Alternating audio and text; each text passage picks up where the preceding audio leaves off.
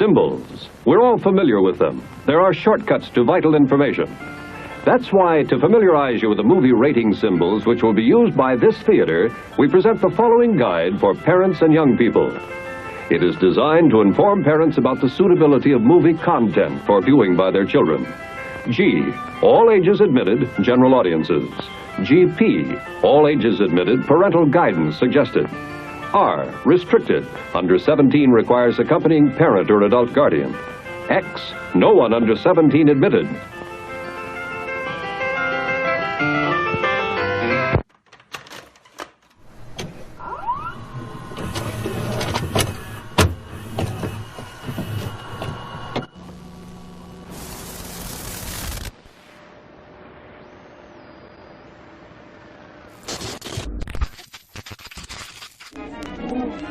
Ladies and gentlemen, prepare for a thrill. We have stories of the dead coming back to life, tales of the night, right evil. So sit back, relax, and enjoy. The All-American Spookshow.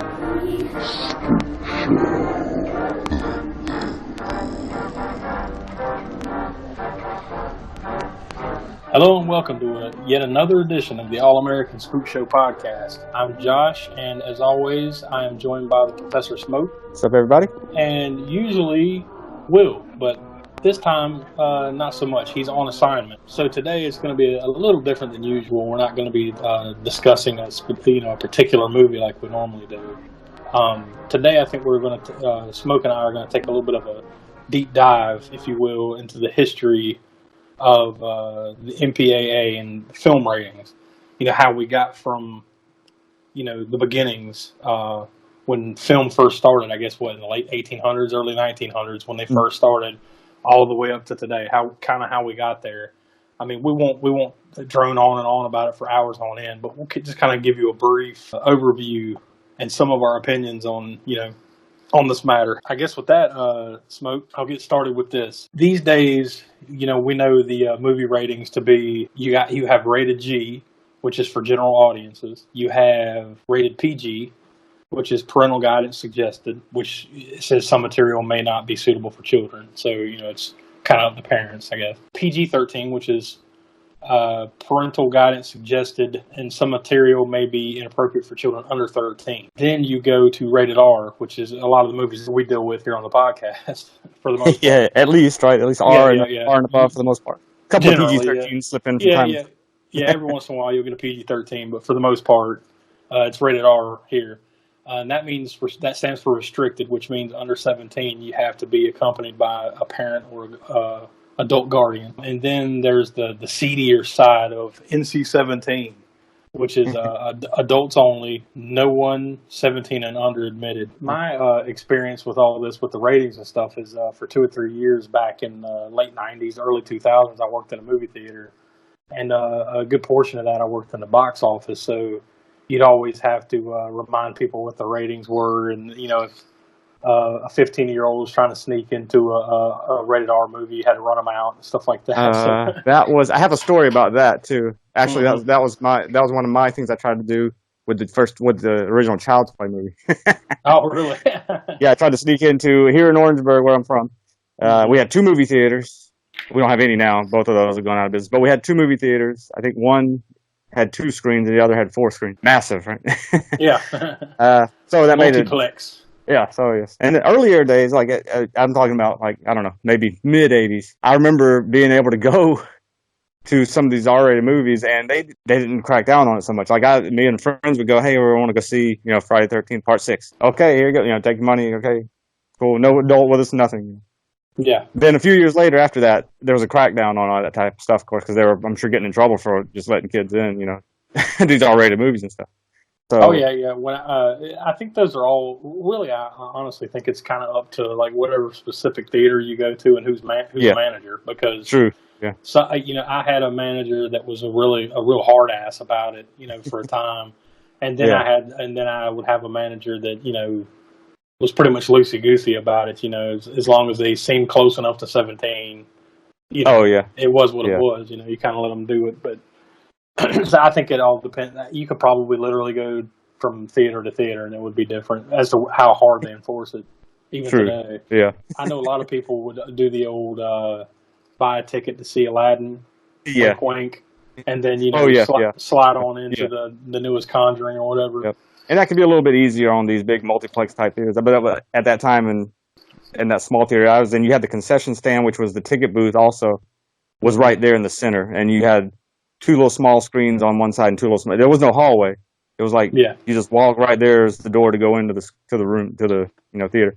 Mm-hmm. So I acted like I was playing the video game. I think they had Tron in there. I was acting like I was playing Tron right there by the door, waiting for them to turn around and not when I thought they weren't looking.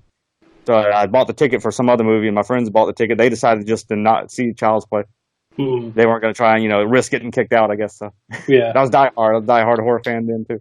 Well, I mean, so I guess maybe in a smaller town when you'd have to worry about it, because then not only could they boot you out, but then they could ban you from coming back, and they would remember your face, So. Yeah, definitely.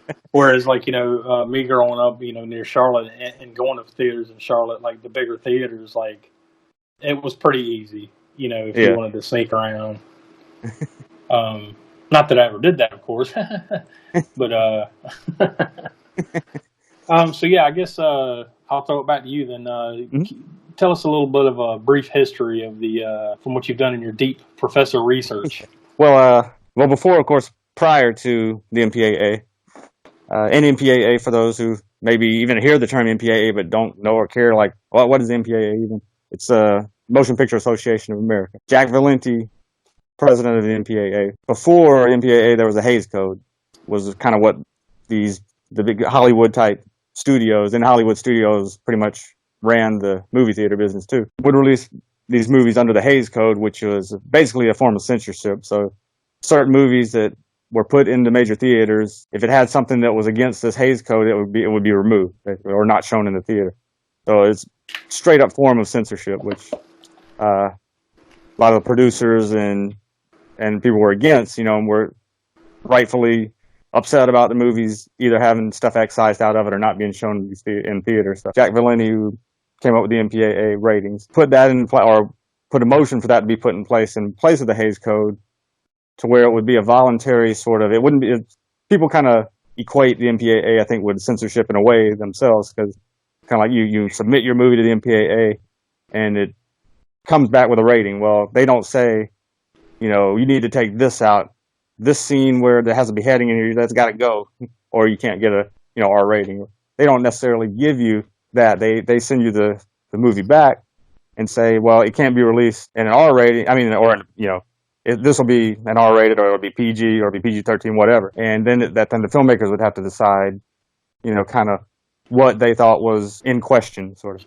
So they get kind of guideline back, because otherwise it would basically still be censorship if they're saying you need to cut this out, or you're not going to get an R rating or a PG rating or whatever. So yeah, because what I had read about the Hays Code was that it would basically kind of it was more of a moral standard than it was kind of guideline. A guideline, or kind of taking an unbiased view of what you were seeing.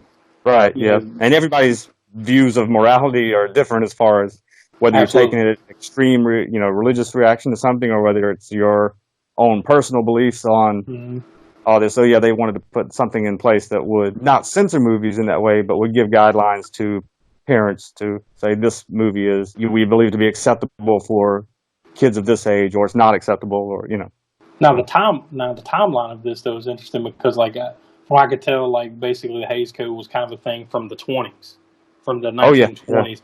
And it basically stayed. That's kind of like the standard up until like almost the late 60s, right? Yeah. When the current system kind of came into play. Yep. You were well into the late 60s, early 70s, right? Yeah, I believe it was 1968, sometime in late 1968, when the MPAA rating went into effect. As far as, I'm not sure how long after that, how many movies were actually submitted during that time. But so it literally went, give or take, 40 years of the Hays Code and the way things were up until, I guess it's probably kind of went hand in hand with the, not necessarily, I guess, hippies and stuff like that, where everyone's kind of like free love and opens up. Yeah, with counterculture, basically, the counterculture of the late 60s. they probably knew at some point, like, look, if we don't change this, and then no new movies will ever be made that you'd be able to see, because we can't put out artistically, even regardless of whether you want to have exploitative elements in it, just artistically done movies that are adult oriented would not have been allowed under the Hays Code either. You'd be artistically handcuffed and creatively handcuffed, and you'd never see anything new. Yep. Just be the same things over and over again. Stories rehashed with it. No, that's a little bit too excessive. We got to take that out. Yeah. That's wild, man, that it took it that long, to kind of come around. But now, I think there was movies, of course, and we say this, and then people think in their head, well, what about, Blood Feast? Or what about 2000 Maniacs in these movies? How did these movies get? And these were prior to 1968. It would have been during the Hays Code. Well, there were windows of opportunity through the Hays Code where you could go around it, and those windows of opportunity were the drive-in circuits, especially in the South, or the grindhouse circuit in New York. The grindhouses were there on 42nd Street way before the 70s. That was a place where they could show some of these movies and get around the Hays Code, I guess. So was it kind of a loophole in that say a drive-in, because it was being shown outside and not? And it was basically because it was a different venue, so they could get around it, kind of thing. Yeah, and it wasn't those drive-in circuits and everything. They weren't run by Hollywood studios either. Which now that's something I haven't really done a whole lot of research on. But there's a big difference there between when Hollywood studios owned these movie theaters. They weren't independent at all. Mm-hmm. When that changed, of course, there were some things that were loosened a little bit policy-wise and everything. So, but yeah, definitely the drive-in circuit was a place where you'd see some of the more seedy or exploitative type movies, and that were outside the Hollywood system and outside the Hays Code restrictions. Truly independent. Yeah, and then like we were saying, I guess it was late November. Sometime around November, late '68, that MPAA ratings went into effect. The movies were submitted and given ratings. Now, when it started in 1968, it wasn't the current system, right? It was something slightly different. In 1968, when that went into effect at that point, it was, you did have G, so that's the same as today, general audiences. Now, then you had a rating that was called M, which was suggested for mature audiences. That was, I think, that rating, basically the ratings that were in effect from the time the MPAA started in 1968 till about 1970. It was that G, like I mentioned, the M for mature. Mm-hmm. There was an R for restricted, but at that time it was no one under 16 admitted without a parent or adult guardian. So that actually went up later. The X was under 16 not admitted, but the X rating was never actually trademarked by the MPAA, so it didn't receive I'm sure people have seen the MPAA seal. They might not even recognize it, but it's that little globe. When you see around beside the rating, there's a little globe. I would think more people would recognize it. It's almost like a periphery thing, It's almost always there. I almost think of it's imprinted in people's heads, even if they don't know. Yeah, exactly. Like you're seeing it, but you're not seeing it. It's like on the comic books back in the day when you had the Comics Code Authority. Oh yeah, exactly. You always had that little logo up in the corner, and you knew what it was as soon as you saw it. Now they dumped that in the late. I'd say that was around the early 2000s when Marvel and DC and the rest finally dumped it, but. That was basically the comic equivalent, but that's what it always reminds me of. But I know exactly what you're talking about, the little globe with like a movie reel in the middle of it. Yeah. That was a seal, but yeah, the X rating was never an actual MPAA rating. X was something that if they, it was submitted, it was above an R rating, then the filmmakers were at the discretion to release it with the self-imposed X rating. Which at the time in 1968, there was no porn at that time. There's at least no porn that was commercially released in theaters or anything like that. So it's like the old stag reels and stuff at this point. Yeah, that and some of those places I mentioned, like the grindhouses and these sort of the seedier theaters that weren't owned by Hollywood chains. That you might be able to see stag films and all that stuff. So, but as far as the X rating being equated with porn, that didn't happen yet. So you get movies like actually, we'll backtrack a little bit to actually the very first film that the MPAA rated. Do you know what that one was? It actually I would assume it would be 1968, right? Yeah, 1968, and it's actually a horror movie that was submitted and received the first rating. And it's actually a foreign horror movie. It wasn't even American, but it was submitted for American release. It was given the MPAA rating. That movie was Hammer's Dracula's Risen from the Grave. And Actually, I'm quite surprised at what the rating would be for that one. what was the rating But, for that? I'll let you. Give me your best guess. What you think? Let me guess. I'll say. I guess back then, what was it, GMRNX? I'll say GMRNX. M. I'll say got an M rating. It actually got a G rating, believe it or not. Wow. That's pretty crazy because, I mean, that movie's not very violent, even by Hammer standards, but it would not get a G rating today. I mean, you did have, Dracula getting staked and the blood splattering, voluptuous, nubile. Yeah. Breasts on display. I mean, busty ladies. Yeah, busty ladies. So. Yeah. Something that would not get a G rating today, which shows the differences a little bit. Pretty much the only things that get a G rating these days are cartoons, and some of those don't even get G ratings as much as they used to anymore. Yeah, a lot of those are PG. PG now, yeah. Yeah, it's just weird how the standard changes over time, and I know they have included different reasonings and stuff that affect ratings. Which I'm sure we'll get to eventually. But so the first one, what did you say it was again? Hammer Films, what? Dracula is Risen from the Grave, 1968. Very first one. Yeah, the first one wasn't, like I said, the MPAA is an American rating system, but the very first film rated was not American. It was in the British Empire. Yeah, for America. And then it was in 1970 as the MPAA raised the age, like I mentioned, where the age was 16 for an R-rated film. So in 1970, they raised it to 17. No one under 17 without a parent. I wonder what's with the arbitrary number. Like, why not 16? Yeah, I know.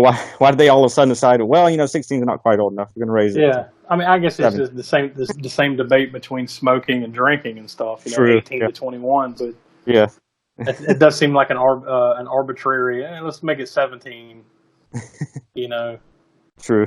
Yep. How old do you have to be in the military? You got to be 18, right?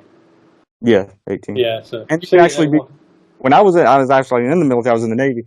Mm. At that time, and I'm not sure if it's exactly like this now, but I remember I was able to drink on base. Certain bases, they had a bar, and they did. I could be wrong about this, but it's 18, right, on military bases? And... Yeah.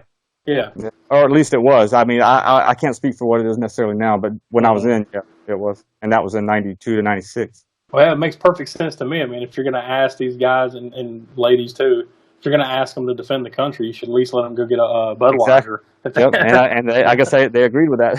Yeah, I mean, I'm totally and like I said, I can't speak for it now. I'm not sure. But I assume it's like that still on base. And on top of that too, it's a safe place, right? I mean, because you're less likely to run around and have DUIs and stuff because exactly. You're it's like supervised drinking. It's like if your parents were cool with you drinking, they let you drink in a house, kind of thing. Yeah, and you're walking. I mean, we just walked there because our barracks are. This is when I was in the Navy, so when I went to boot camp and then my what you call A school after boot camp and all that. It was on the military base, and so we would just walk right over there, drink, come back. Then you don't have to drive anywhere. You don't have to worry about people scamming you or anything. Trying to scam. People always trying to scam, especially young sailors. Oh yeah, I can imagine. Yep. Or young military men, whatever. It doesn't matter, the Navy or not. But yeah, they know you got money because Uncle Sam. They know you're young, you're drunk, then they can take advantage of that. So. Yeah. You ain't got to worry about that element. So you say 1968, the ratings as we kind of know them began. 1970, they raised it from 16 to 17. Yeah, and they also changed the M rating too at that time because the M rating had become sort of a confusing thing. People are like, "Well, mature doesn't that mean adults?" I mean, we got the R rating. Is that more? Is that like how there was this confusion going on with the M rating? So in 1970, they also did away with that M rating, and it became what was known at that time as GP, which just meant this GP rating is basically the same thing that what would become a PG. Mm-hmm. But GP, I remember seeing this before I knew what it was. I mean, because this is prior to my time in 1970. That GP lasted until 1972. I believe I wasn't born until 73. Mm-hmm. But I do remember in the video age of seeing this GP rating on certain movies. I'm like, what the hell is a GP rating? Did they accidentally screw up? And this guy was like, dyslexic, and he put GP and it's supposed to be PG. I mean, I didn't know about what it was, but basically that's just the rating of what PG would become. But from 1970 to 72, it was GP. So I would assume it would mean like it may mean like guidance from parents instead of parental guidance. Yeah. And it was still all ages, just like a PG would be. So all ages were admitted, but parental guidance suggested, which is still the same thing as PG. I just don't still don't get why they. Like I said, when I worked at the movie theater, even the standards were usually like if it was something PG up, or say PG or PG-13, then you had to. If a kid just walked up and wanted tickets, you had to make sure, like, are your parents nearby? Oh yeah. And if they're not, well, they're gonna have to come up here and buy the ticket. Yeah. Was the way it worked. Now rated R was a whole different thing. Like that was usually up to the parents. I can't tell you how many like little mini arguments you would get into with parents because they would just walk up and say, "I'm buying the tickets." That's not the way it works. You have to go in with them. You have to go in with them. Yeah. Yeah, I'm not going in there. What are you talking about? They're I don't want to see the movie. I'm saying they can see it, but I don't want to see it. Yeah, well, I'm sorry, that's not the way it works. Trust me, plenty of little, piss fires you'd have to put out with this. With this that fine line. But yeah, you would always have to make sure somebody, some adult was around, and then occasionally you get a kid that would come up and say, I want a ticket to a PG-13 or something. Are your parents around? No, and then they'd come back with some hobo. Like this is my grandpa. Whatever, man. Yeah. You just had to buy him a beer or something. You give him a couple bucks. Pretty much. Yeah, they'd give him like $5 and have him come over and buy the tickets for him. Whatever. I'm not making enough money to argue with you. Yeah. I'm barely making a minimum wage here, so whatever. Oh, this is jumping ahead a little bit, and I don't know what this is. If it's up to the theaters, if it's a regional thing, or what. I was up north. My fiance is from the South Jersey, Philadelphia area.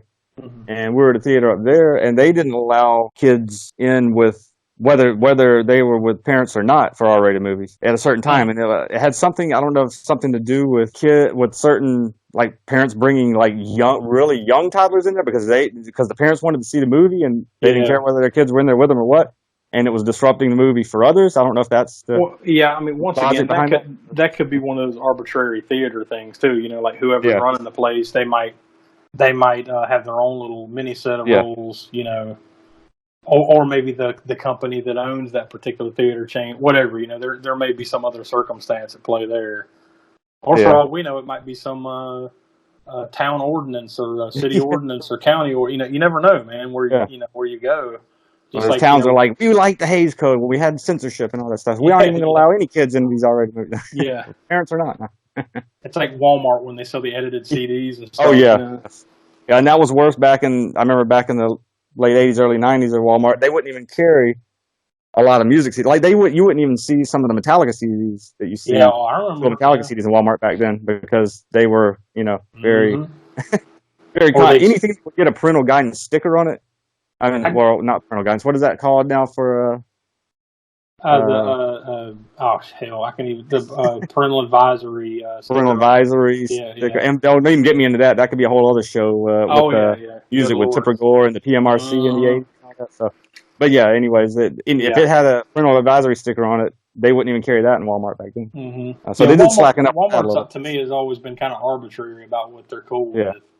It's a little hypocritical. But Blockbuster Video too, and they started doing that. Some Blockbusters different than others, but in general they were geared towards family oriented. So if there was an unrated or NC-17 or whatever movie, a lot of Blockbusters wouldn't carry that.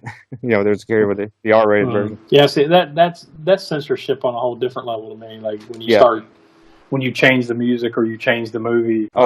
Because you feel better about selling that version of it. Exactly. But I guess at the end of the day, it's up to the individual music companies and the movie companies and stuff as to whether they allow them to do it, right? So really, you can't blame Walmart. You got to blame them, I guess. Yeah, because I guess Walmart, they have their policies, and it happens with it happens with movies, certain movies, as well as certain music albums or whatever. That if they really want their album to go into Walmart and to make these sales, they got to make these changes. Whether it's put out a clean version with no cursing or no whatever's offensive. Yeah. Whatever's offensive to Walmart, retailing. Well, like I always say, money talks. So yes, the almighty dollar is at play. So they're like, you know what, you can go ahead and edit our movie if I can sell an extra, 50,000 copies. Yeah. So go ahead and cut that fuck out, whatever. It makes you feel happy, I guess, whatever. But from what I could tell, it looks like you go up to almost like 1984, and then that was the introduction of PG-13, right? Yeah, 1980. Yeah, it was all the way from basically 1970. What was it, two, where we kind of left off with where the only things that changed were like when it goes from GP to PG. Yeah. Or I'm sorry, GP to PG. Yeah, that was 72. Yeah. And then 72 to 84. Basically everything stayed the same. Then what happened in 1984? You remember 1984, right? Was Steven Spielberg's Indiana Jones and the Temple of Doom. That hits, and I remember seeing that in the theater, and it was pretty violent. I mean, they had some pretty violent stuff in there for a PG movie. You know, as far as the heart being ripped out of the chest. Yeah, Kalima. He did. and then the snake being sliced open, the baby snakes being pulled out to eat at the dinner table scene, and the monkey brain. So what was that? So what was that rated then? That was Indiana Jones and the Temple of Doom was rated PG because at that time, like I said, it went from either PG, it was either PG or R. The next step up was R. So basically, the theory is like it's not hard enough to be rated R, but it's also not necessarily light enough to be PG. Yeah. And there's also another, that could be our arguable theory here is also that at that time MPAA was kind of lenient, I think, and a lot of other people think as well, towards certain filmmakers. So if you were Steven Spielberg, you could put your Indiana Jones out and get a PG-13, but if you were George Romero and you put out something that had maybe the equal amount of violence, it was going to be rated R. So there was this kind of, that's arguable, I guess, but there was a sort of double standard going on. So now you have bias entering the equation and political motivations here. Yeah. Basically. Yeah. Once again, money talks. And At the same time, those parents were still pretty much in an uproar about Temple of Doom's level of violence and it being PG, regardless of whether MPAA passed it because, Steven Spielberg or not. The parents were still upset that there was that much violence that their kids were able to see in a PG movie. Mm-hmm. And it was actually Steven Spielberg himself who suggested to the MPAA that they needed to maybe think about having some sort of mediary between PG and R. Yeah, well, it makes sense. Yeah, definitely did. So, because honestly, that movie, I don't think Indiana Jones and the Temple of Doom deserved an R, but it really was pushing the PG beyond at that time. I mean, you might be able to get away with. Hell, even at this time, I don't think you could get away with much of the stuff in that movie and just a PG. I mean, heart ripping and all that stuff. Pretty sure it still get a PG-13. Now we live well into the post PG-13 era, but you can definitely see there'd be this gray area for a movie like that. Yeah, for sure. So was that the first PG-13 rated movie, or was it something else? No, well, that was the one that sparked it was Temple of Doom. Okay. Temple of Doom got released with a PG, and then that's what kind of angered some parents and things, and they also, like I said, had some other people uproar, some independent filmmakers thinking it's a double standard. Hey, how come this movie with this level of violence gets a PG, yet mine gets an R? So there was that, and like I said, Steven Spielberg mentioned that he thought there should be some other rating in there, and then Jack Valenti agreed. MPAA comes up with the PG-13 rating. That was, that was went into effect, I think, in 84, mid-84, I guess, because the first movie that got the PG-13 was Red Dawn in 1984. So. Yeah, I can definitely see that. Yeah, you can, So you can see, and I think that kind of opened the door up a little bit, too, for people to add a little bit more of whatever violence or whatever level, but not to the point of it being an R rating. So it definitely, you could see that there needed to be something there, and that PG-13 was a good idea. Although I actually watched that one a couple of years back, it seems to me like it would be closer to an R than it would be a Red Dawn. Yeah. I think there's, like I said, there's been some tug and pull there between the generations of what's allowed and not allowed in PG-13 and R-rated movies. So. Now, what is it? I think the rule is, I think we briefly discussed this once before on an earlier show. The difference between PG-13 and R can be like one fuck, right? Like, you can get away with saying the word fuck once. Yeah, once. Maybe twice, but then after that, it's an R now. If you say it 2 times or 3 times, now it's a rated R. Oh yeah, that's pretty common. Some of the reasons, I think, too, why there was differences in certain movies getting certain ratings is because the MPAA is sort of made up of, they get these people to come in to watch the movies. It's not like this group of people that are hired as employees of the MPAA and all they do is rate movies and tell people that this is, this rating or that rating or it's a group that comes in, people watch that of parents and different people from different walks of life that watch them and that hand out They the kind rating. of come to a consensus of what this should be. Yeah. Yeah, which is why I think that too could also be argued as to why there's some differences there. So this group might not necessarily think of that this particular movie deserves an R rating, where if you got a different group, they maybe would give it an R rating. So so what was next? Oh yeah, there was another movie. Let me backtrack a little bit here, because there was two movies actually that came out in 1984 that besides Indiana Jones and Temple of Doom, the other one was Gremlins. That was the other one, that both of those being released around that same time, that prompted sort of, because Gremlins not, I don't think, is nearly as violent as Indiana Jones and the Temple of Doom overall, as far as the gore, I guess you could say. But I mean, I could see why maybe some parents would think that was maybe a little too scary for their children, under 13 to see. Some of that might be, though, the way it is delivered, right? Like, Temple of Doom is even though there are elements of comedy in it, it's a far more serious movie than Gremlins is. Oh yeah, right. Yeah. So because Gremlins kind of does play the kids a little bit more and is a little bit more corny with the jokes and stuff, maybe that's kind of the way you see it, right? True, even though it's probably maybe give or take about the same level of violence in it. I mean, because there are a few parts in Gremlins that are kind of like, whoa, because the only reason I say that is because I think it was a Christmas or two ago, I plugged it in and we were letting my son watch it, and at the time he was 6 or 7, probably around 6. And there was a couple parts in it, and I'm like, whoa, True, kind of forgot about that, Yeah, I think we were also a little bit, maybe Generation 2 difference is the acceptable levels of violence maybe at that time, which prompted the PG-13, which rightfully prompted the PG-13 rating. Mm-hmm. And I think we were more acceptable, maybe as parents too. Absolutely. I mean, look, I remember I'm probably 8, 9, 10, 11 years old, and I'm watching Freddy, Jason. Yeah, me too. Yeah. Whereas like right now, I have an 8-year-old son. I don't know if I'd let him watch it. Yeah. Frankly, he'd probably call me out on it. He'd be like, "Daddy, I can't watch this." He'd properly shame me if I put it in front of him. So, I remember watching The Thing. I think that's the standards. Yeah, true. Generational thing there. Yeah. But, I remember watching The Thing, John Carpenter's remake of The Thing. I don't remember what year exactly it was, but it wasn't too long after it was on probably like HBO for the first time or something. Mm-hmm. And being able to watch that. And that movie, I was watching it through my fingers when I was a kid. Yeah. Oh, yeah. And I think I even had to go into Mom and Dad's bed that night, too. Yeah. I'm sure that's another conversation for another day, man, but I can't even tell you what the first horror movie was I watched. Like, I can't pinpoint one movie and say this was for me to pinpoint the first one. That one wasn't the first, but that was one of the early sort of ones that scared me. I remember being scared by it. But as far as first, I don't know if I could pinpoint the very first one I saw either. Now, it's always a story in my family. My parents, this is back in the days, like before we owned the VCR, so you had to go to we went to the grocery store and rented a VCR. Oh, yeah. And then you'd rent it, you rent it for a day or two, however it worked. And unless you got it on Friday, and you could rent it, for the weekend. Yeah, that's probably what they did.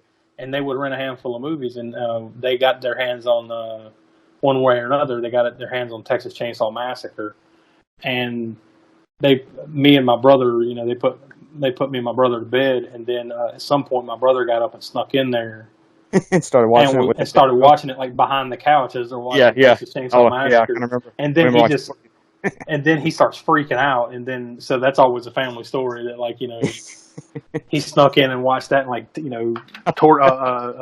messed himself up, because I don't know exactly how old he would have been, but I'm saying probably 5, 6, 7, 8 years old, somewhere in that range. Oh, yeah. Wow, yeah, I can imagine, because that movie, we could go into a whole show on that movie too, just on. Oh yeah, I'm sure we will. Because that movie, at some point we'll get to that movie. That's, beyond it just being a classic, it's just one of those movies that is, the way it is made is such that it doesn't need gore.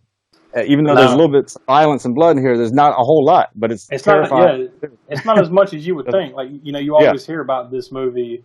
That movie has like a legendary status, and then when you watch it, you're like, it's not as bad as just about any horror movie that comes out today. It's nowhere near as bad, or at least not as gory, I should say. No, I remember growing up with it before I'd seen it.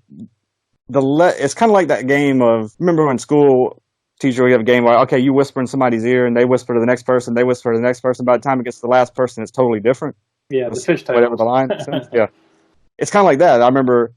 Oh yeah, no doubt. Somebody would say, "Hey, oh, is this movie Texas Chainsaw Massacre? The guy got his whole head sawn off and all, and then the next kid, like, I don't know where these stories came from and filtered down to. By the time I saw it, honestly, I mean, well, we'll get to this at some point whenever we do Texas Chainsaw. But honestly, I was almost disappointed the first time I saw it because I didn't see these levels of, it was that buildup of like hype up before I ever got my hands on Texas Chainsaw Massacre, that it was this ultra gory, really fucked up movie and everything. And the first time I saw it, I had to get over that before I could really enjoy it and watch it the second time and third time before it really hit me what a great movie it was and how it didn't need all that, even though I'd heard all these stories about it beforehand. So. It's intermission, it's intermission. It's intermission, it's intermission. Ice cream, candy, lemonade too. And there's a hot dog waiting for you. The popcorn's popping and it's ready to go. You know all the great food is stealing the show. Get up out your seat and get yourself a tasty treat down at the snack bar. Snack bar. Did you watch that particular episode of the Last Drive-In with Joe Bob Briggs where he hosted that one? Texas Chainsaw? No, I still haven't. No, I need to catch up on. I need to catch up on the original. Well, not the original, but the first. When he came back to Shudder for the first time, because there's a few of those episodes I didn't see, and there's also some random episodes in this last season didn't see either. I mean, and Texas Chainsaw was one I didn't. Every one of those are good, in their own way. Yeah. He does a great job, but that one in particular, man, he really goes in deep. Because he has such an affinity for the movie and for Toby Hooper that and being from Texas and everything too. Yeah, and everything about it. I mean, he really goes into like a deep dive. It's almost like a love letter. It's really long. I mean, like, dude, he probably talked for, how long is that movie? An hour and a half, give or take. Yeah, that whole particular episode, I think, is like 2.5, almost 3 hours long because he talks that much. About that movie and about the background, the history of that movie, and it's Toby Hooper and everything. I mean, it's a really good episode. And he actually, you've seen, of course, Texas Chainsaw Massacre too, right? Yeah. Did you watch the scenes, I guess, that were deleted scenes, and Joe Bob Briggs was actually in one of those deleted scenes? Oh, really? No, I didn't. Although I do think he did mention something about that when he was rambling on about the first one. He may have mentioned something about that. I can't remember, but. It seems like I've heard that somewhere along the path, but yeah, that's pretty funny. Yeah, you did a scene. It was a completely cut. I think they may mention it, but it was when they go to the. Had something to do with the football game, with the game that was going on. That they were that was kind of in the background. They keep talking about the game, the big Texas A&M, and so they go and round up some people, and in Drayton's rolling Roundup grill, with Leatherface in the back of it, and one of the people running around there that they go to round up is Joe Bob Briggs. The scene, I mean, when you watch the scene, it's almost, that movie is all about humor and gore, whereas the first one wasn't. But that scene was almost a bit, I guess, too much in the slapstick territory. You can see why it got cut, but unfortunately, Joe Bob's scene got cut from it. But it's funny to go back and watch now as a deleted scene anyway. Yeah, I mean, these are both, favorites of mine. I know they're favorites of yours, and I know we'll get around to them. Oh, yeah. In a deep dive eventually one of these days. But we got plenty of other things to do before we get, I almost look at it like, there's other appetizers before you get to the main course, and that's one of them, that's one of those ones you save for, savor for another day, kind of thing. Yeah. Got its own special time that we'll. Oh yeah, and those will probably be some of our longest episodes, I'm sure. When we get into those, like the original Halloween or Friday the 13th, the mainstays, the ones we all know and love the best. Those will probably be our 2+ hour episodes for sure. Going into those, but anyways, off that tangent, back to the film rating. So. We're up to about 1990, I assume. It looks to me like that's about when NC-17 comes in. Yeah, about then. Oh, and then also to go back a little bit, and because it involves horror as well, is in 1985, and I'm sure there's a lot of people out there that have heard of this movie, I Spit on Your Grave. Oh, yeah. That movie was also involved in a MPAA ratings controversy that actually resulted in a lawsuit. Wow. Because apparently the film was submitted to the MPAA and received an R rating.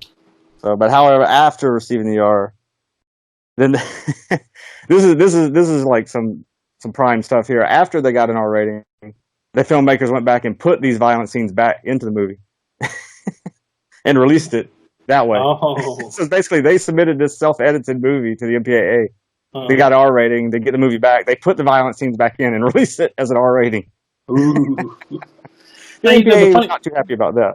The funny part about all that is like this whole rating system is voluntary, right? Like, I guess if you want your stuff released to the masses, you have to put it to the MPAA, right? Well, no, you don't have to, but the thing about it is now, especially later after, we can kind of backtrack a little bit to the X rating, the porn industry and all that stuff. So we'll go back a little bit back to 1969 when the first R-rated movie came out, or the first R-rated movie that came back from the MPAA as an R, which was, it's called The Split. That was a 1969 movie. It was like a crime drama heist movie with Gene Hackman, Jim Brown, and Ernest Borgnine. Okay, that was the first I've heard of it. I don't know if I've ever watched it, but I have heard of it.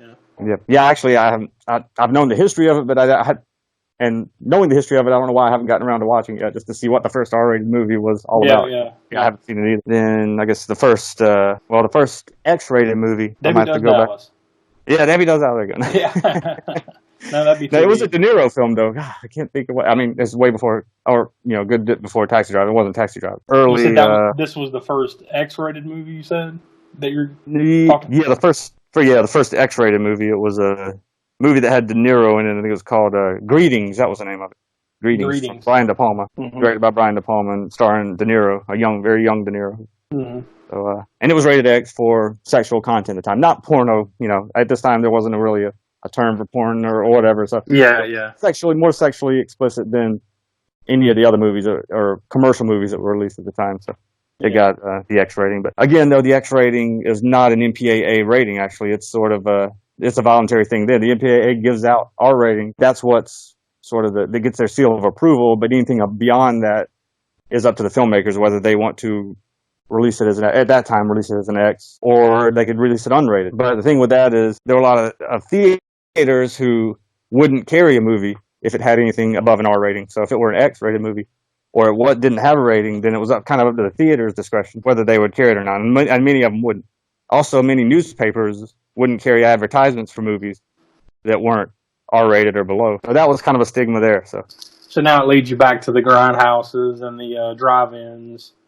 Yeah, for the X-rated ones. And then, of course, what comes along in 1969, I believe, is Deep Throat. That's the first, I guess, official porno movie you want to call it. And they themselves didn't care about submitting the movie to the MPAA. They self-imposed the X. They proudly emblazoned the X upon their product. So that was their selling point. Yeah, that was their selling point. Yeah. So then from that point on, X is equated with porn. And there's a lot of movies that were given an X rating that were very, artistic expression. Oh, there's Midnight Cowboy, for instance. That actually came out before Deep Throat, though. But the thing about Midnight Cowboy, it was X-rated. It won Best Picture.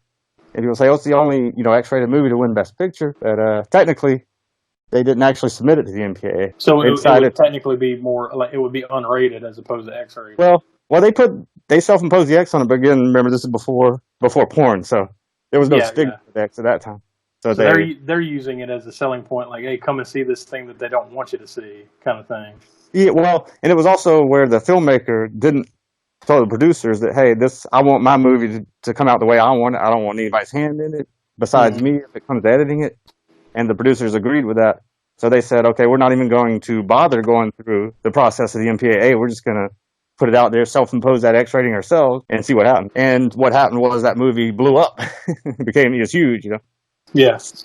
Acclaimed, just regular general audiences loved it. It worked for that movie. Mm-hmm. But shortly after that is when Deep Throat came out. Deep Red Magazine. Deep Red Magazine. Yeah.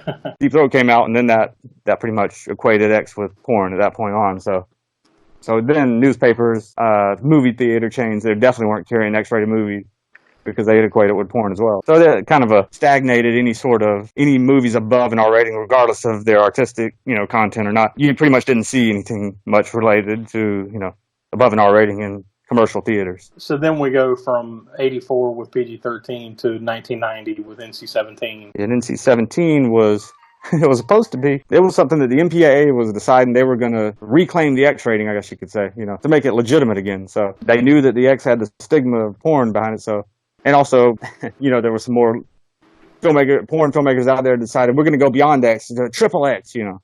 That's not, of course, anything related to MPAA. That was just them trying to promote or push it more. This is beyond an X rating. Even got triple X. So of course, then X equates to porn.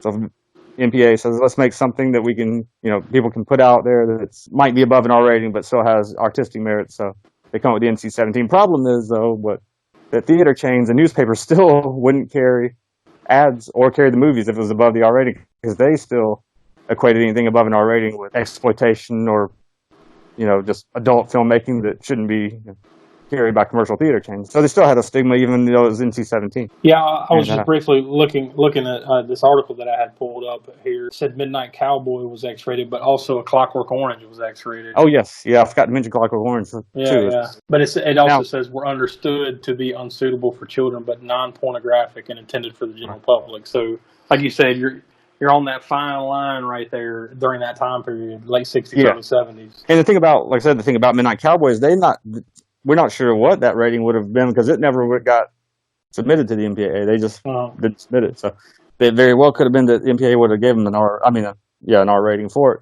And later on, it did get resubmitted or get submitted to the MPAA, and they did get an R rated for it later on down the road a little. But and then Clockwork Orange, getting the X. Well, especially if, like you said, Midnight Cowboy won Best Picture, right, in '69. Oh yeah, 70, whatever. So exactly. Well, but it did win Oscar. Yes. So they're going to have to go back. They had to go back and probably fix that situation because it's forever going to be etched in the lists, right? Let's go back and take a second look at this one. It says here in late '89, early 1990, two critically acclaimed art films featuring strong adult content, which were Henry, Portrait of the Serial Killer, and The Cook, the Thief, His Wife, and Her Lover. Oh yeah, yes. I've never heard of that. Both of them. I've seen the Cook, the Thief, His Wife, and Her Lover is definitely an art house. I almost shudder to call it a horror film. It's art house, and it's got that little bit level of gore and stuff in it, but it's more artistic than horror oriented. But I do remember seeing that one back then. But yeah, and in Henry, Portrait of a Serial Killer, I remember reading interviews it might have been Fangoria or Gore's on at the time with the director McNaughton, his last name. Yeah, John McNaughton. John McNaughton. He said that the MPAA came back. They couldn't give him any guidance on what that he could cut. In other words, he couldn't cut anything from that movie to get an R rating. Like it was the overall general tone of the movie was such that it could not be R rated. So they just threw their arms up like, what can I do to make this? And they just like, oh, yeah. You can't, you sick son of a bitch. Yeah, so he had no choice but to relate it, to release it that way, and I don't know how much it's made. This article, it says neither film was approved for an MPAA rating. Yeah. Thus limiting their commercial distribution and prompting criticism of the rating system's lack of a designation for such films. So this is where you start getting the blowback. So you're basically eventually led us to NC-17. Yeah, you're basically saying that and Cook the Thief and His Wife and Her Lovers is even more of an art film, Henry, not necessarily an art film, but is where it's not necessarily exploitative or anything. It's telling an actually, great story and everything. It's just really sexual. Yeah, and the violence and everything. You're equating it to exploitation stuff in the realms of I Spit on Your Grave or even Deep Throat or all that type of stuff by relegating it to that level of, this movie's not going to get into the theaters any more than I Spit on Your Grave would. Yeah, they did prompt the NC-17, but unfortunately the NC-17 didn't pan out to be what the MPAA was hoping it would be, which they were trying to reclaim that X rating and give some legitimacy to movies that were beyond the R, that were still artistic merit. What was the first movie to receive the NC-17 rating? Was it Henry and June? Yeah, that's what I see. Right? I was just wondering if you saw that in your notes too. Yeah, that's what I see here. Henry and June. I believe it's Henry and June. It says here, at least, that it was previously to be assigned an X rating, but instead it was the first film to receive the NC-17 rating. Yeah. That was in September of 1990, so it's all over this little time period there where I guess things are changing. The thoughts on these type of movies and where they should land. I guess not, like we talked about that fine line between PG and R. Now you're talking about that fine line between R and porn. Yeah.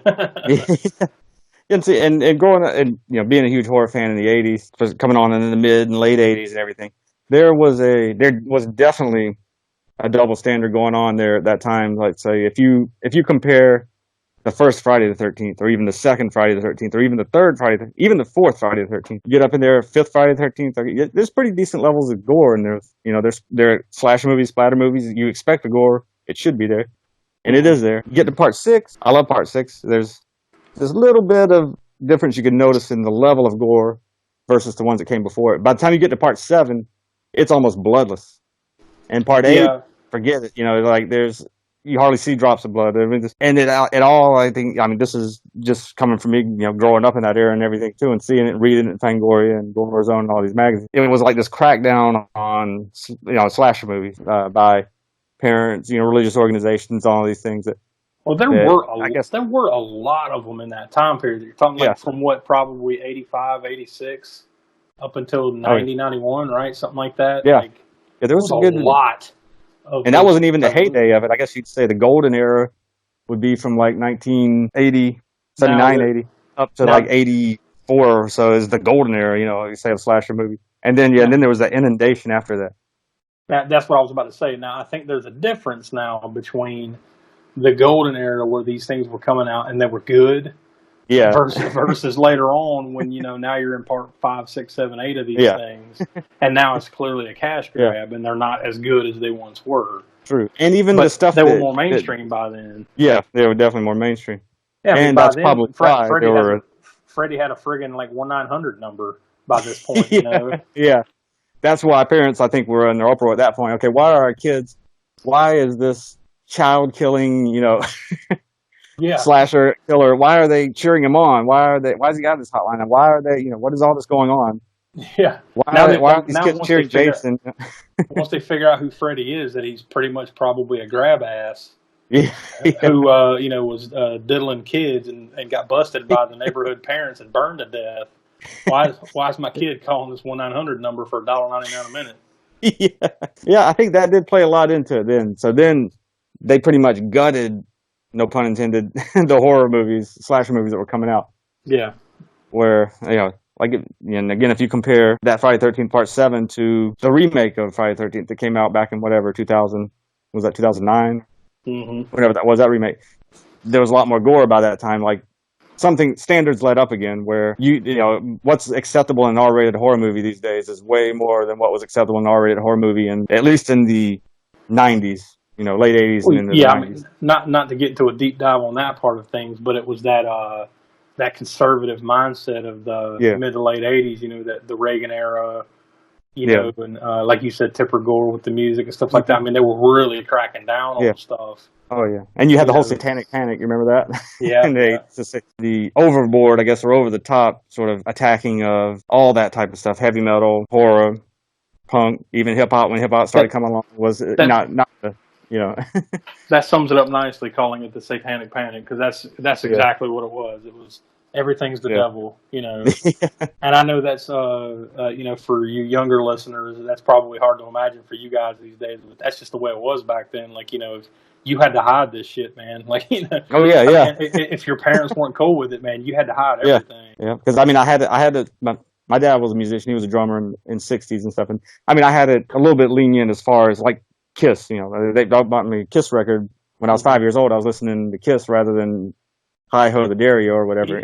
You mean Knights in Satan's Service? Yes. That's what you're talking about? Yes. Knights in Satan's Service, yes. I remember all that stuff. Again, part of that satanic panic, Yeah. I remember, even like that. Now, granted, it's a little bit more warranted, but remember 2 Live Crew and all that stuff where it's. Oh, yes. See, I had to hide that. Yeah. I did have that 2 Live Crew album, As Nasty As They Want to Be, in there. And that you're almost going back to the tape trading days with that kind of stuff. Oh, yes. You heard your friend had a 2 Live Crew album. Now everybody's sneaking copies and stuff. And I had to be a little bit, and being a metalhead and everything too. I didn't necessarily have my Venom albums on display, for a parent to see, or even certain Slayer ones. You had to put the Kiss album. You had to put the Kiss album up in the front so you could hide the rest. Yeah. You don't want to dig too deep in there, Mom. Yeah, then just hope they didn't dig through your shit. What is this? Battery? No. Yeah, all that shit's going in the trash. At least then, it was more affordable, so it didn't hit you as hard if they did throw it away. Like, damn it. Well, now I'll go buy the album again for $1.50. So basically, in 1990, at least according to my notes, in 1990, the NC-17 rating replaced the X rating, but it also says, I guess, at the same time, they started putting rating descriptors. It says rating descriptors are added, giving parents more information about the elements of a movie. So I guess that's where they actually start getting into the nitty gritty of like, this is why it has the G rating, PG, so on, PG-13R. They give specific reasonings like for violence, nudity, strong language, whatever they throw in there. So I think they kind of took the.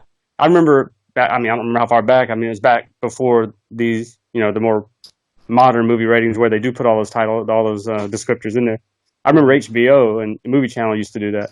Remember back in the 80s even, it was kind of like they took that cue from what they were doing, because they would put all that stuff up on the screen before a movie, R for strong violence and whatever. And if I'm not mistaken, I think they still do that to this day. Yeah, they probably do. I don't watch as many movies like you used to on HBO and Cinemax and all that, like as they're playing. But I think they still throw that up, before the movie. Yep. And I was do surprised that they didn't adopt that sooner. The actual giving the movie in the theaters actually adopt that. I guess it's almost like. I guess it's almost like when you go to McDonald's, they don't necessarily they may or may not give you the ingredients, but they don't exactly tell you the whole breakdown of everything that's in it and why, or the calorie count and all that stuff. Until more recently, I think they're kind of being made to do that. But I guess it's kind of the same thing. Like here's what it is. We don't have to give you the reason. Just trust us. It looks like from there, basically, you have the rating system as we know it today. I guess pretty much you have the G rating, the PG, PG-13, the R, and the NC-17. That I believe, I don't think they've added anything, right? I think it's pretty much still the same as it is today. Mm-hmm. So basically, this is the year's 2019, obviously. So for the last, how many years is that now? Almost 30 years. This is pretty much the rating system that we've gone with. And NC-17 didn't, like I said, it backfired on them anyways, and they wanted to have something to differentiate between X-rated pornography and everything, and then the more higher brow art films that were too violent or whatever was above the R rating. Still ended up backfiring, and a lot of newspapers wouldn't carry the ads for the NC-17 movies either. So not been a whole lot of NC-17 movies since then. So according to a list that I found on the web, and we all know the web is right about everything. There have been 93 movies that I think they're kind of adding in the X-rated movies, that aren't pornos, obviously. But there have been 93 movies that have been rated. If they added in the pornos, it would be 10 billion. No. Oh yeah, it'd be And honestly, do they even rate those things? No, what they did was the porno industry kind of self-rated themselves. That's why they took over the X rating. And so that's why those movies that were legitimately, legitimate films that weren't pornography, they didn't really want an X rating because they would be associated with porn. But the porn just went one step further and said, okay, now we got double and triple X movies. Triple X is not part of the MPAA. Technically, the X rating is not even part of the MPAA rating system anymore. So it's kind of a self-imposed thing. Pretty much only porno films would accept now would be the self-imposed X rating, or the old, like I said, the triple X rating, to make it seem even more pornographic. Yeah.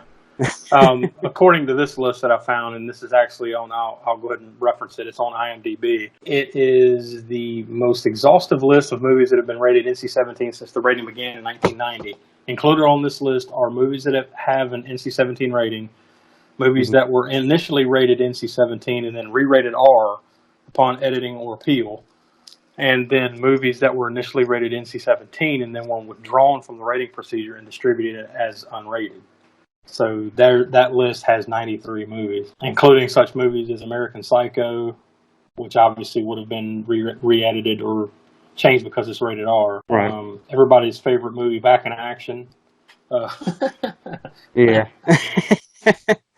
And the list goes on and on. I mean, there's tons on here, but yeah. So considering, under that criteria that they place on it, and since 1990, which is almost 30 years, that's not a lot of movies. And most of those, like I said, have probably been re-edited to get an R, or they Yeah, a just lot of released those. Yeah, those yeah, unrated. true. I think Midnight Cowboy is one of those, right? That originally was X and was recertified Yeah. as an R later. Clockwork Orange. So I guess that kind of brings us up to today, really. I mean, other than a few other things, I mean, did you have anything else to add to, how we got to where we are today? Well, one other thing I wanted to add that I don't think we touched on too. Well, we might touch on it. We didn't really go too much into it. Was certain filmmakers, but especially in the horror genre, and one I'm thinking of in particular, George Romero, who when he put out his the sequel to Night of the Living Dead, when he put out Dawn of the Dead, not that Night of the Living Dead had a rating or it got submitted, it was low, but they didn't even worry about submitting that to the MPAA or anything. But as he got more popular, or even trying to copyright it or something. Right? Yeah, or even copyright it. So it's all the flood of really shitty VHS tapes. Yeah, back in the day. And it's public domain, right? Yeah, it was public domain, so anybody could put it out there, and they did.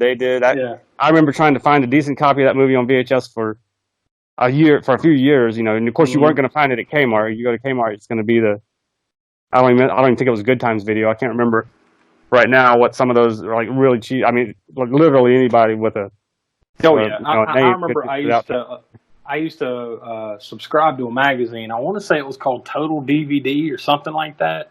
Mm-hmm. And it used to come with like a free DVD with each issue. I got it in the mail, and there'd be usually, I think it was mostly like maybe some short films or some trailers or something like that. Oh, yeah. One time they just straight up sent me a whole copy of Night of the Living Dead. Usually it was like, cheap things, trailers and stuff. Yeah. Boom, here's a whole movie. What? And I think that was around the time that I found out that it was like public domain and pretty much anyone can do anything they want to with that movie. I think where I found when I finally found a halfway decent copy of that, because literally all the video stores back then when I used to rent from, but they just had the cheap version because there were so many different ones out there.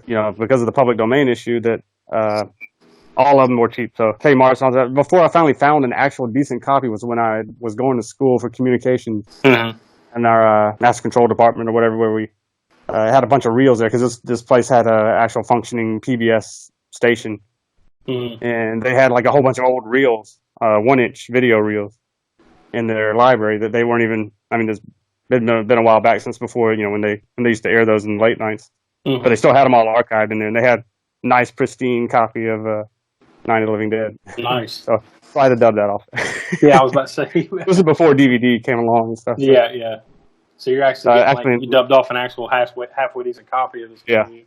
And a bunch of other cool old sci-fi and horror movies too. Well, that's cool. Yeah. Killer Shrews. Yeah, the Killer Shrews. There's another one that was like, I don't know if their copyright ran out or what, but that movie, it's not as compelling as Night of the Living Dead, but it was a public domain thing too, where it was just all over the place. But getting back to Romero and the whole ratings thing and everything, he once he put out Dawn of the Dead, or once he finished Dawn of the Dead, before he was going to submit it, he knew that it was going to get hacked to death by the MPAA. So he just decided, no, screw it, I'm just going to put it out there unrated. Whatever happens, happens. So basically, I mean, it cut his take, I guess you could say, on it. Yeah. Well, not going to make as much money that way, but he stuck those guns and put it out there that way. Same thing with Day of the Dead as well. Yeah, he was always kind of an outlaw with that type of stuff. Anyway, oh, right? yeah. I mean, not especially necessarily with somebody that wanted to play within the rules. Yeah, especially with his own baby, so to speak, which was the Living Dead films. I mean, he did the Dark Half, the Stephen King adaptation, and he did Monkey Shines, and by that time, he had kind of had to accept the MPAA ratings because he was dealing with a bigger market, bigger production companies and stuff. Yeah, and I think we talked briefly about him and a little bit of that stuff in the Return of the Living Dead episode. Remember when we were discussing the differences between, like, there's Return of the Living, like, what is it, like the Living Dead movies? Yeah. John Russo, he took the Living Dead title for his movies, which is what Return of the Living Dead. And then Romero's Of the Dead. Yeah, Of the Dead. Fill in the blank, Of the Dead. Yeah, we kind of touched on a little bit of that at that point. Yeah. According to what I see here, in some of the notes that I have, is in 2004, they launched the MPAA launched a program to approve advertising for rated movies based on compatibility with related programming. So I guess that's where they kind of started, taking a look at trailers and commercials and stuff, I assume, that were kind of connected to the movies. And rating. In conjunction with the rating and all that. And then in 2007, smoking is added as a factor in the film rating process. So that tells you right there how times had changed, once you get up to 2007, about how things were perceived, Oh, yeah. You can have a bunch of heads get hacked off, but you better not smoke a cigarette. Yeah. We're going to bump your rating up. Like, I'm assuming that means, like, it can go from, like, PG-13 to an R if you got too many people smoking. Yeah. I mean, I don't know nothing I didn't check in. It was what the allowed limit is for certain things of that nature. Yeah, Lord, I'm sure we could probably have a whole other episode about the intricacies of what goes into the difference between a 13 and an R on some of these things. I mean, I'm sure it's insane. How many fucks can you get into an R-rated movie? How many fucks do we do? So, yeah, hopefully, I mean, is there anything else you had in your research, your notes, or anything you wanted to talk about before we close up shop? I think pretty sure we covered most of it there. Like that, well, other than, like we said, the intricacies of what exactly goes into what makes an R or whatever. But yeah, we only have so much time in our lives, so that's right. Maybe one of these days we can go back and discuss it. So hopefully, if you listen to this kind of a different episode for us, we were without Will in this episode since he's on assignment. Hopefully you found it entertaining and informative, if nothing else. We kind of give you a history of the Motion Picture Association of America and how they do their ratings and how that's important to what you see today and how it's delivered to you, basically, is, without this, I mean, like, I'm not saying it'd be any better or worse, right? If this didn't exist, but this is kind of what we've had, for just about the entirety of movie history. There's been some form of this, and how it changes over the years, what becomes acceptable, and how it has evolved, and things that were once acceptable or not acceptable, and look, I'm sure if we waited 5 years and did a similar show again, certain other things would probably change again because, times change and these ratings and the ideas of society change with it, So this is just proof of that how things can change over a certain amount of time. And we've only touched on, of course, the U.S. rating system. We haven't touched on all the others because, I mean, this is the American Spookshow podcast, but all the other countries is totally different. I mean, you could have, sex isn't as much of a taboo in certain European countries as it is in America, so you would have a little bit more leniency when it came to that, but yet the violence, they might excise all the violence from an R-rated movie. Well, not an R, whatever their equivalent of an R-rated would be. That might be a good idea for another episode one day. You and I can dive into kind of the different versions of the rating system in different countries. Yep. And, just to see how it stacks up against the U.S., MPAA rating system. So I guess that'll do it for this episode. Make sure to join us for our next episode, which I'm sure will be coming soon to a podcast device near you. So for Smoke, and obviously for Will, who's not with us, I'm Josh, and we'll see you next time. This podcast is not yet rated. Not yet. Not yet. It's double X. It's double X, that's right. Which is double the fun, apparently. All right. We'll back it'll be a triple X. Wait, no, this doesn't sound right.